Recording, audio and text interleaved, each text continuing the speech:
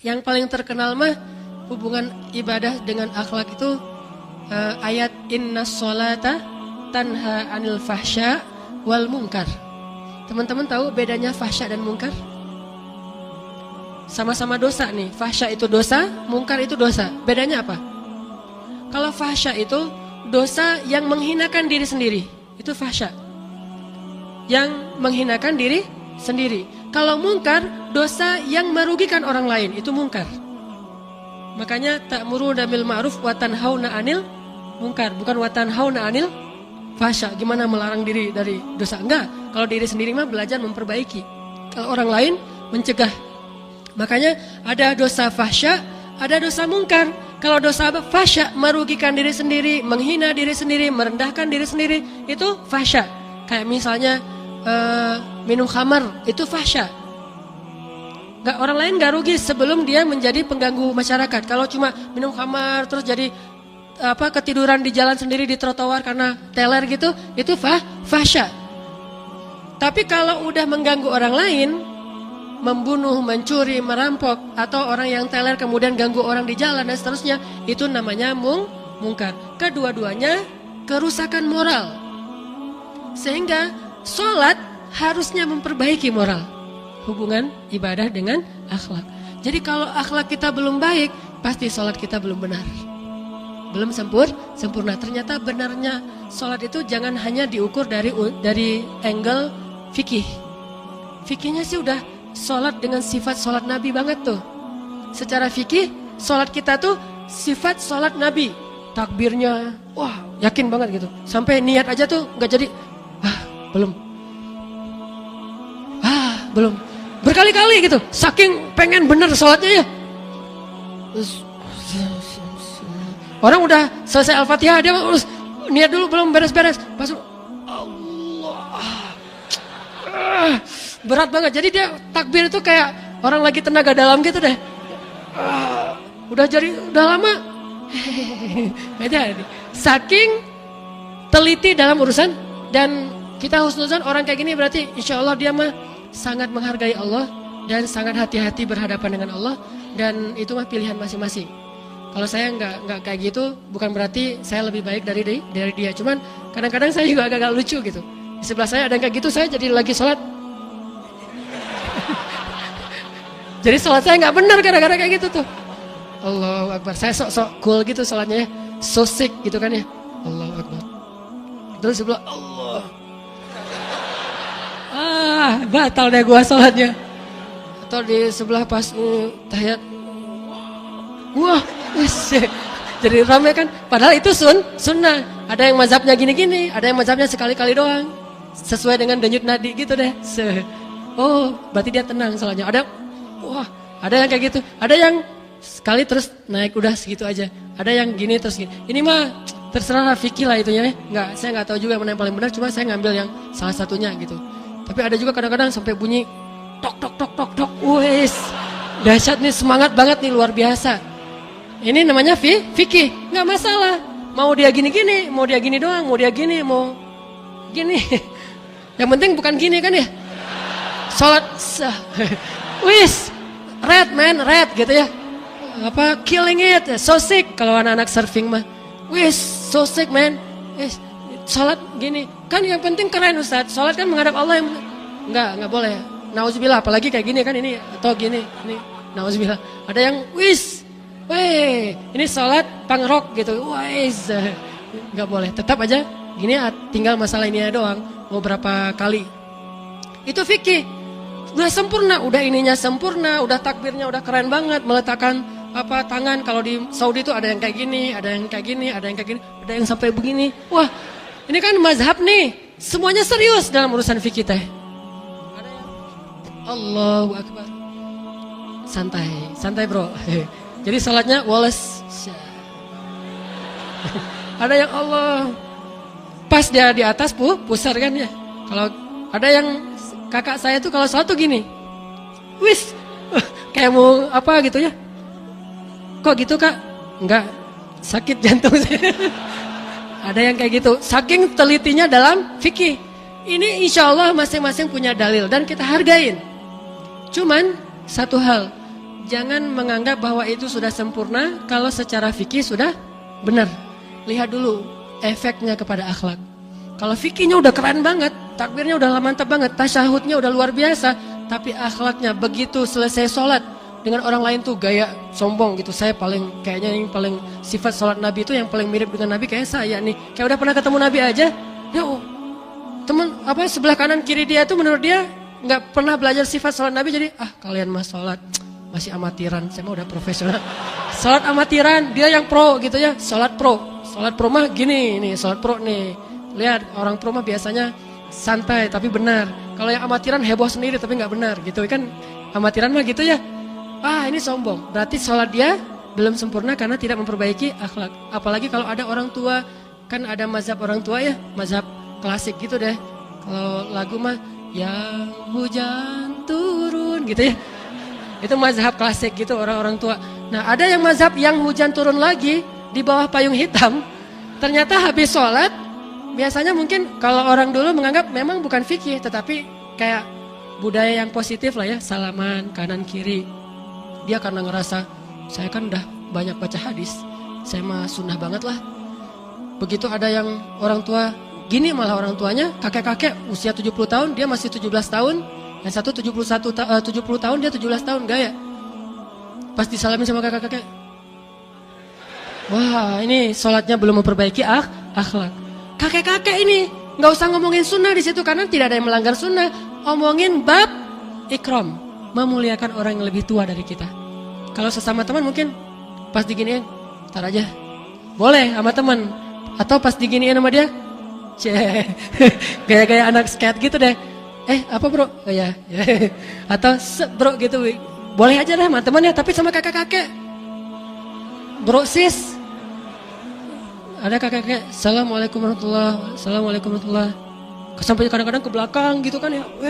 Semuanya disalamin, saking mulianya hati beliau kan, pengen maaf-maafan, mungkin semuanya ada dosa nggak disengaja, tadi lagi jalan kesenggol atau apalah, semuanya selesai. Nah pas sampai di sebelahnya, yang sebelah paling ininya udah muter sampai sebelah sini, ini luar biasa akhlaknya. Saya nggak ngerti, belajar sunnah kok akhlaknya gini, berarti sholatnya tidak memperindah akhlak. Harusnya ya kayak nanti kalau emang menurut kita itu penting banget untuk dibahas, mau dibahas kata si kakek teh, ya kek mau dibahas. Akhirnya ya udah yuk kita di luar aja kata si kakek. Wah, ngeluarin jurusnya dalil masing-masing. Ini punya dalil, keluarin jurus MMA lah, mixed martial art jadinya. Udah aja lah kalau kakek-kakek yang mau salaman, hormati dia sebagai orang tua kita. Dan dulu kan ada nasihat ulama, kalau kita ketemu orang tua, kita anggap bahwa dia lebih duluan beramal soleh daripada kita. Kalau ketemu anak muda, kita bilang kita lebih banyak dosa daripada dia. Kalau ngelihat ada orang lebih tua, kita anggap dia lebih duluan beramal soleh daripada kita. Amalannya lebih banyak. Kalau ke anak muda, yang lebih muda dari kita bilang kita lebih banyak dan lebih duluan buat dosa daripada dia. So, gimana kita mau menyombongkan diri? Sehingga pas orang tua gitu, ya, wah. Kalau perlu gitu ya, walaupun nggak perlu gitu, kata si kakek, nggak usah gitu amat juga, keles, kata si kakek, biasa aja lah gitu.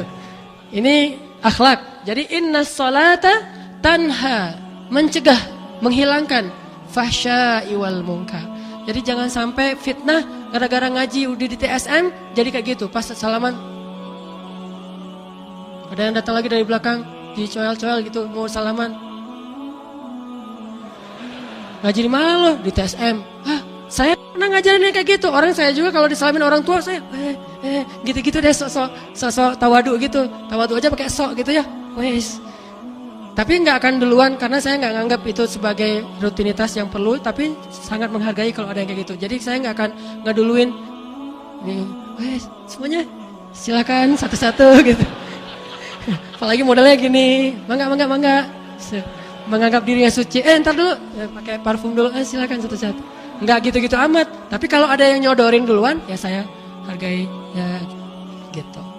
Intinya akhlak di atas masalah pemahaman fikih kita. Terus ayat cerita tentang hubungan ibadah dengan akhlak yang lain, yang paling indah juga adalah ibadah Rasulullah SAW. Kan ada cerita tuh Rasulullah lagi sholat, biasanya Rasulullah tuh kalau ngimamin sholat, bacaannya panjang. Tapi suatu hari Nabi ngimamin sholat, pas lagi mau baca panjang, kayak kalau kita mah udah mulai alif lam mim gitu kan ya, kayaknya ini bakalan panjang nih. Alif lam mim. Langsung ruku gitu. Oh, kenapa ruku? Rasulullah pernah kayak mau baca ayat yang panjang gitu, tiba-tiba kepotong di tengah jalan, langsung ruku dan sujud dan selesai. Ketika selesai sholat, sahabat agak-agak penasaran gitu nanya, ya Rasulullah, ada musibah atau ada kejadian apa ya Rasulullah? Kok tiba-tiba mempercepat sholatnya, nggak kayak biasanya? Kata Rasulullah, ya tadi ketika saya sholat pengen baca ayat yang panjang, tiba-tiba mendengar seorang anak menangis di belakang. Dan saya khawatir menyusahkan ibunya, sehingga saya mempercepat sholat saya. Lihat akhlak Rasulullah. Bukan cari kepuasan pribadi. Wah, saya mah 1 juz lah kalau sholat mah. Kalau kalian nggak sanggup, udahlah kalian sholat di tempat lain aja. Di sini mah untuk orang-orang yang hebat, untuk orang-orang yang hafiz. Ini mah barisan soft hufaz, hafiz Al-Quran, ahli Quran semua ini. Kalau sholat kita mah Al-Baqarah paling kecil, paling sedikit itu. Biasanya kita Al-Baqarah, Ali Imran, Al-An'am, tapi 1 ayat pertama doang. Ini saking semangatnya. Jadi dalam ibadah pun jangan mencari sensasi pribadi, pertimbangkan juga unsur ini menyusahkan orang enggak. Jadi kalau tadi yang rakaat kedua agak panjang, maaf ya, soalnya belum ada anak kecil menangis.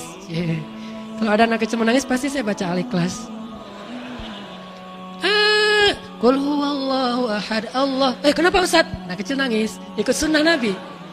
Saking Nabi itu sangat care dengan orang-orang di sekelilingnya. Termasuk yang lebih terkenal lagi, Nabi lagi sholat terus sujud ya, cucunya naik ke atas punggung beliau kan. Padahal kan gampang banget, kalau cucunya naik ke atas punggung, giniin dikit kan bisa. Jadi oh ya, maaf Rasul, kan bisa aja. Nabi mah enggak, didiamin aja. Sampai sahabat juga bingung nih, kenapa sujud lama banget. Tadi kita sujud terakhir bukan karena cucu saya naik ke atas punggung ya, karena ngantuk. Enggak lah, doa. Jadi Nabi lagi sujud, naik cucunya di atas punggung, dibiarin aja sama Nabi. Nabi tidak mau mengganggu cucunya yang lagi bermain, sehingga Nabi biarkan sampai mereka turun sendiri. Enggak dikasih isyarat atau gerakan apa yang suruh turun gitu, enggak. Tapi dibiarin aja. Begitu udah cucunya udah puas naik di atas punggung beliau, turun, baru Allahu Akbar. Sahabat juga sangat taat kepada Rasulullah. Enggak ada yang lagi Nabi kelamaan. Enggak, bahaya itu. Yang saya sering khawatir itu ya, saya pengen sujud yang lama di akhir, khawatir ada jamaah yang gini. Ini Ustadz pingsan atau meninggalnya husnul khotimah atau apa gitu. Jangan-jangan Ustadznya husnul khotimah. Kenapa sholatnya nih sujudnya lama banget? Ini husnul khotimah nih kayaknya. Saya khawatir itu aja, makanya saya agak-agak galau gitu nih, dilamain lagi nggak ya? Padahal masih banyak doa yang pengen dibaca. Soalnya doa di ketika sujud itu kan paling mustajabah. Cuma khawatir jamaah nanti ada yang galau gitu sampai subhanallah, subhanallah. Kan nggak enak jadinya. Ya udah deh. Kecuali sholat tahajud. Karena pernah saya agak lama gitu, mulai ada yang gitu-gitu di belakang. Banyak yang bersin-bersin, batuk-batuk, tiba-tiba. Untung nggak ada yang sat. Nih sahabat Nabi mah paham. Cuman mereka tetap nggak ngerti. Begitu selesai sholat baru mereka tanya, dan pertanyaan mereka kelak menjadi sebuah teladan. Nabi mengatakan tadi pas lagi sujud, cucu saya naik ke atas punggung dan saya tidak ingin mengganggu mereka. Sholat dengan akhlak ternyata nyambung. Oh ini mah saya dengan Allah, nggak ada anak, istri semuanya tinggalin, hanya menghadap Allah aja. Dari mana ajaran seperti itu? Begitu udah sholat, Allahu Akbar. Pas kita sujud, anak naik, langsung berdiri aja tuh. Wah, anak terpelanting gitu. Kenapa Pak kayak gitu Pak? Sholat itu menghadap Allah, nggak akan peduli saya mau anak mau siapapun, nggak peduli. Dari mana ajaran seperti itu? Bukankah Rasulullah yang paling baik dalam ibadah sholatnya? Ternyata ibadah Rasulullah itu tetap mengandung unsur akhlak. Pernah nggak sholat tahajud sama istri? Hashtagnya Kalau tahajud sama istri sesekali coba sholat dipadukan dengan akhlak romantis. Pas istri berdirinya agak-agak jauh, yang kan kita nggak ada makmum laki-laki kan, nggak ada. Udah kamu nempel aja di sini dekat-dekat. Salat tahajudnya tuh agak-agak kena gitu, sehingga begitu ruku kena, jadi salah-salah nanti pas berdiri gini jadi gandengan gitu. Pengen nunjukin ya Allah kita mah romantis orangnya. Pernah nggak salat tahajud bareng pasangan? Itu beda, unsur akhlaknya lebih kelihatan. Sujud lama, istri juga taat, kelihatan di situ. Sifat istri itu kelihatan ketika sholat tahajud. Makanya kalau pengen tahu istri saya ini udah seperti apa sekarang ketaatannya sama saya, bawa sholat dan sujudnya 1 juz. Kalau sujud 1 juz dia masih diam aja, berarti insya Allah dia orangnya taat banget. Kemanapun kita bawa dia ikut. Tapi kalau sujud 1 juz dia juga diam, udah kita bangun tahiyat dia masih diam. Sujud, diam. Oh, Masya Allah istri saya soleha banget ya. Saya udah baca 1 juz, ketika sujud tuh doanya kayak 1 juz, diam aja dia nggak protes. Tenang, anteng gitu. Pak kita tahiyat, wah Masya Allah lebih soleh dari saya. Ternyata tidur ya.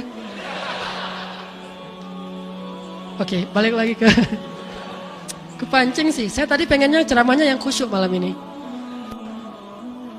Ibadah ya, hubungan ibadah Nabi dengan sholat. Sholat dengan akhlak. Nah, ada lagi satu contoh yang luar biasa. Ini bisa teman-teman dapatin dalam kitab fikih sunnah tentang berapa rakaat sholat qabliyah zuhur. Ikhtilaf kan? Ada ulama yang bilang qabliyah zuhur itu 2. Ada ulama yang bilang qabliyah zuhur itu 4. Teman yang mana? Teman-teman? Enggak ya? Qabliyah zuhur itu 0. Kenapa 0 Ustaz? Enggak pernah qabliyah zuhur. Bagi saya mah qabliyah zuhur mah 0 Ustaz. Soalnya enggak pernah qabliyah zuhur. Rasul mah ada riwayat 2, ada riwayat 4. Kenapa bisa kayak gitu? Kalau Abdullah ibnu Abbas yang bilang Rasul mah kalau sholat qabliyah zuhur 2, kata Ibnu Abbas dengan pedenya. Kata Aisyah, Rasul mah kalau qabliyah zuhur 4 dengan pedenya juga. Kenapa Aisyah sama Ibnu Abbas beda pendapat?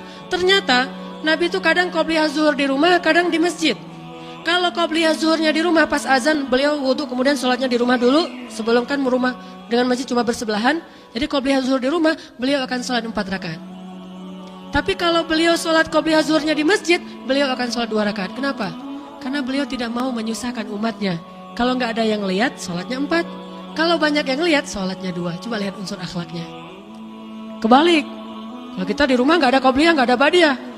Giliran di masjid, wah, panjang sekali sholat qabliyah zuhurnya. Apalagi kalau masjid yang nggak pakai timer ya, nunggu orang semuanya selesai qabliyah, nungguin kita tuh setengah jam. Kenapa nggak iqamah? Itu di belakang masih pada sholat.